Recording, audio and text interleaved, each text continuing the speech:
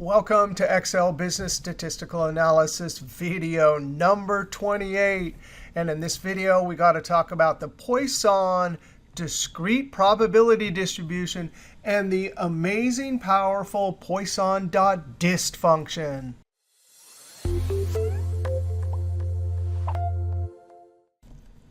Now, back in videos number 6 and 24, we saw this data set where we collected data that represented the number of arrivals at Dick's Hamburgers on 45th in Seattle at the Saturday noon lunch period.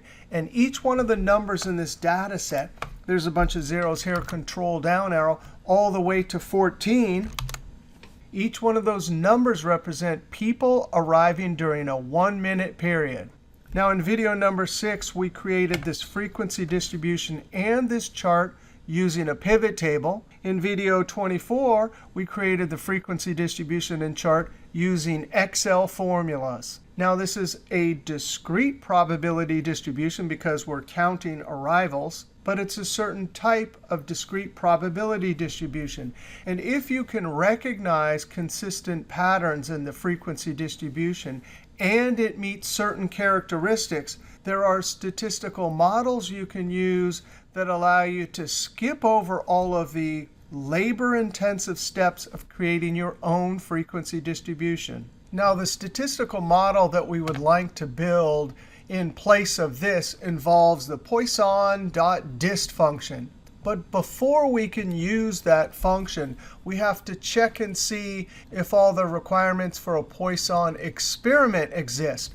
Just like last video when we had a binomial experiment, we were allowed to use the binom.dist.range function if it met the requirements for a binomial experiment. Similarly, in order for us to use Poisson.dist, we have to check if it's a Poisson experiment. The first requirement for a Poisson experiment is the probability of occurrence success, and that for us is arrivals in a 1-minute period, is the same for all equal size intervals. That means these probabilities will be the same for any particular 1-minute period. 2, the number of occurrences or successes that occur in any interval is independent of the number of occurrences or successes in any other interval. That means the number arriving in any particular minute will not affect any other minute. 3, the probability of occurrence is proportional to the size of the interval. And what that means is if this interval doubles to 2 minutes, we have to double the mean. If we look at a half a minute, we would have to divide the mean by 2. Number 4, the mean equals the variance, or are approximately equal. This is observed from calculations made off the source data. So one of the big hints that this data set fits the Poisson distribution is the mean and variance are almost equal. Number 5, as with all our distributions, actual relative frequency pattern from past data must fit the pattern of the distribution you want to use. In our case, a Poisson pattern. And it does. There's always going to be a positive skew because technically there's no upper limit for how many people could show up in a line weighting situation. Now let's go over to the sheet Poisson pattern just for a second. Here this is 3.88, and we want to look at the Poisson shape of the data and how it's always positively skewed. If only one person showed up every minute, we'd still have that positive skew. If we had a half a person every minute, that's one person every 2 minutes, still got that positive skew. Change it to 5. Still got a positive skew, but it's looking more bell-shaped.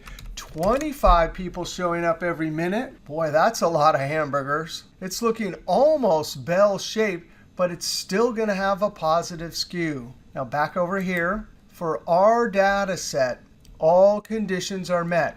Now, before we actually look at the math formula, I just want to use the Poisson.dist function here and see how it matches up to the probability distribution we created from the raw data. And we'll plot it and then compare it to the chart. Now for the input of the x value, I actually went ahead and went beyond the 14 we had from our original data set. Went down to 29. We could have gone down to some other number. But remember, theoretically, there's no upper limit in the number of people that can arrive. So here it is, Poisson.DIST. Now Poisson.DIST only allows a single x input. That's different than our binom.dist.range function that allowed us to input two x values. Nevertheless, we'll put in the x. I'm going to highlight all the way down to 29. That way, Poisson.dist will spit out the individual probability for each x, which will also be the height of the column, comma. And here's why using the Poisson.dist function as a model is so helpful. There's only one input. All we need is the mean. So if you're working at Dick's as a planner, you probably do know the average number of customers arriving for any 1 minute period during lunch. So with that single input and our x values, we can calculate the probabilities. Now, comma, because we're not allowed to put in two x values, we have this cumulative argument. Now, we saw one example last video of binom.dist, where we had to use cumulative. And next chapter, we'll have to use other probability functions that have this cumulative argument. And the way it works is this. You put in false or 0 if you want the exact probability for the x, which is also the height of the column. If you put in true or 1, and we saw an example of this last video, it goes always from whatever the lowest possible value is and gives you the sum of all the probabilities up to the x value you give it. And we'll see some examples of that in just a moment. But what we want, it's called the probability mass function. We want to calculate the individual probability for each x. So you put false or 0. And that's our formula, close parentheses and enter. And now we get all the probabilities. And if we look, well, look at that. That's exactly equal. That's pretty close. Pretty close. All of these are amazingly close. So as a model to make predictions and calculate probabilities, that's pretty amazing. A single input of mean, and we can calculate our probabilities. Now let's calculate the mean of this data set. We'll use sum product. We'll multiply all of our x's times all of the probabilities and enter. Look at that. We get exactly the same mean. And if we calculate the variance longhand using sum product, we have to take all of our x values and subtract the mean. In parentheses, we square it. That's the first array, and we multiply it by the second array, the probabilities. Now, we're not taking the square root because we do want the variance.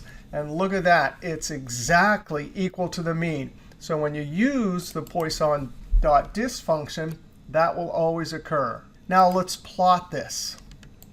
I'm going to highlight the label and all the probabilities. Insert. We're going to do the column chart. Already, it's looking very similar.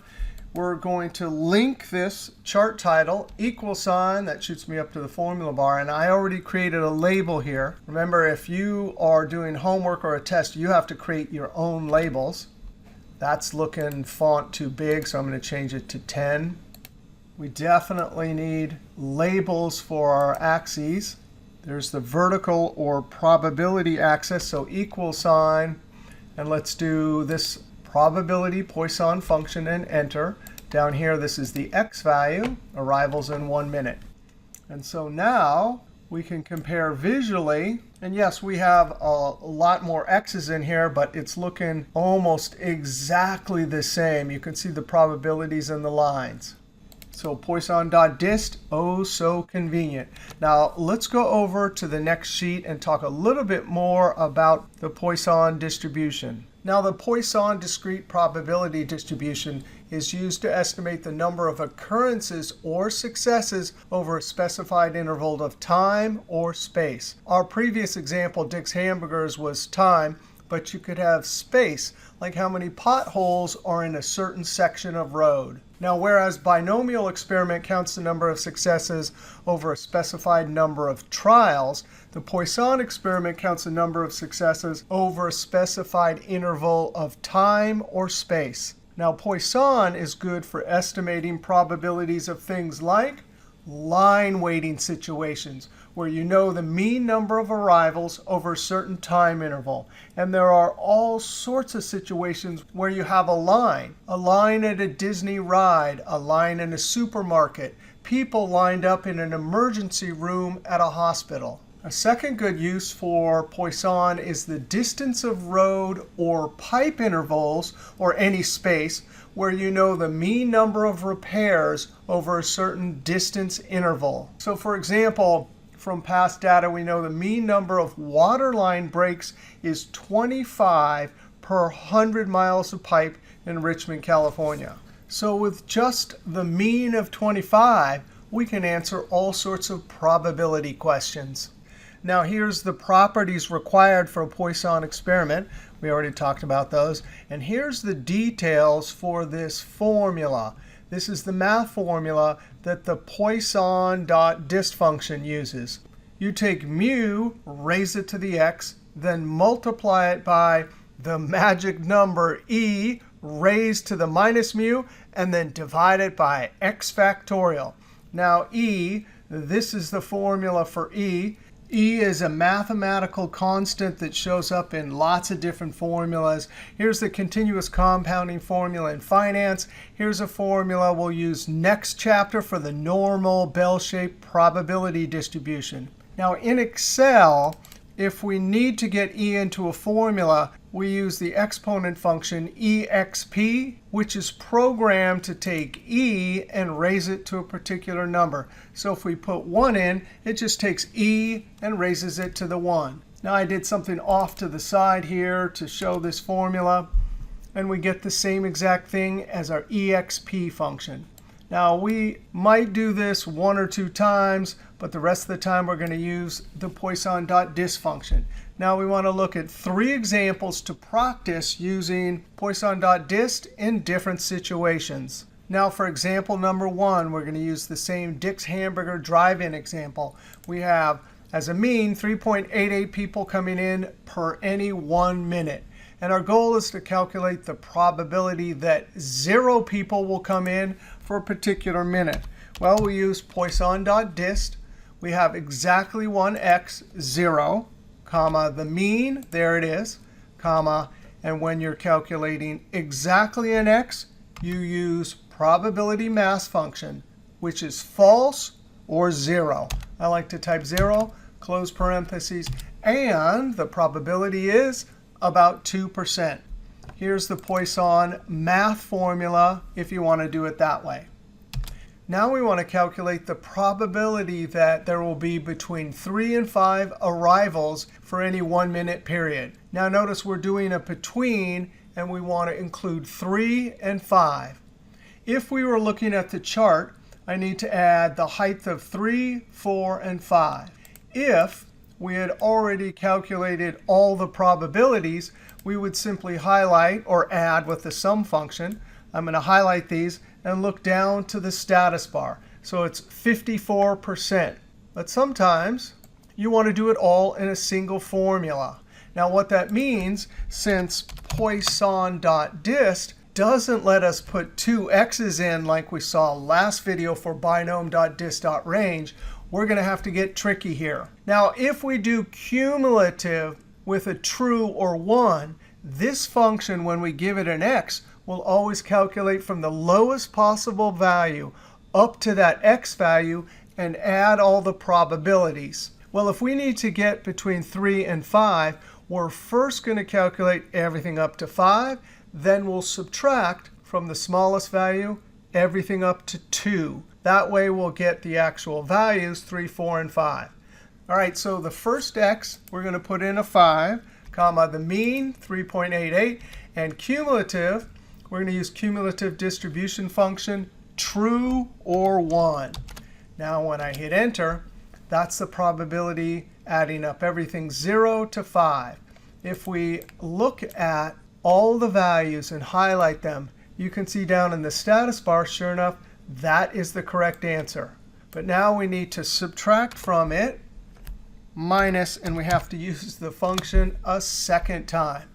Now watch this. If I put in x3, whoops, that would get everything from 0 up to 3, and I really need 3 to be included. So when you're given a 3 and it's included, you have to remember to subtract 1. So really what we're putting into x is 2, comma, the mean, comma, cumulative distribution function, true or 1.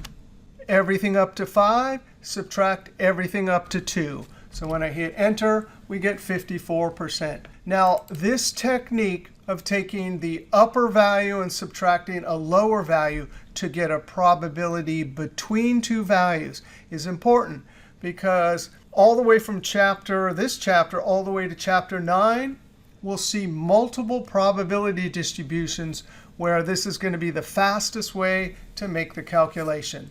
Unfortunately, that binom.dist.range function, Microsoft only made that type of function for a binomial distribution and not all the other probability distributions that we're going to use. Now, the next task is to calculate for a half a minute what's the probability that 2 people will arrive. Notice this is not the original full minute. So we have 3.88 people come in for 1 minute. We have to divide that by 2 to get the average for a half a minute period. So here we're going to take original mean and divide by 2 or multiply by a half a minute. So 1.94 is going to be the new mean that we use inside of Poisson.DIST. So the x2, comma, the new mean, 1.94, comma. We're calculating exactly 1x, so you use probability mass function, false or 0. Close parentheses. And the probability that 2 people will arrive in 1/2 minute period, 27%. Now let's scroll down, and we're going to look at our second example. From past data, we know that the mean number of arrivals for accounting tutoring is 3 per hour during the morning shift. Now we're going to assume that the probability of a person arriving is the same for all equal size time intervals. And we're going to assume the number of people arriving in any interval is independent of the number of people arriving in any other interval. And we want to calculate the probability that 5 people will arrive in 1 hour. Notice all we need here is the mean. So we equal Poisson. 5 people is our x, comma. The mean is 3, and we're using 0 or false to calculate exactly an x. Close parentheses. And the probability is about 10% that we'll get 5 people coming to the tutoring center during the morning shift. Now let's look at example 3. Now, example 3, from past data, we know that the mean number of waterline breaks is 25 per 100 miles of pipe in Richmond, California. We'll assume that the probability of water breaks is the same for all equal size intervals. We'll also assume the number of water breaks in any interval is independent of number of water breaks in any other interval. Now we have a few calculations to make. The x will represent number of water breaks in that 100 miles of pipe. Here's the mean. Here's our x. And our first probability is, hey, what's the probability that we'll get greater than or equal to 30 breaks per 100 miles? That means we need all the probabilities for 30 and above. Since the functions always go from the smallest to whatever x we put in, we're going to have to do 1 to represent 100%, and then get the function to go from 0 to 29. And subtract that from 1.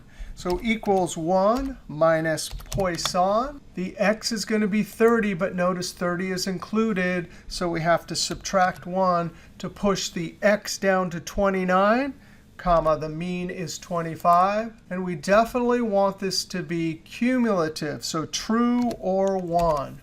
And that is the probability, 18%. Now, we do have a table down here. So if you do it that way, Alt equals, and you have to get 30 all the way down to the bottom, not including the 1. Control backspace and enter. And of course, we get exactly the same thing.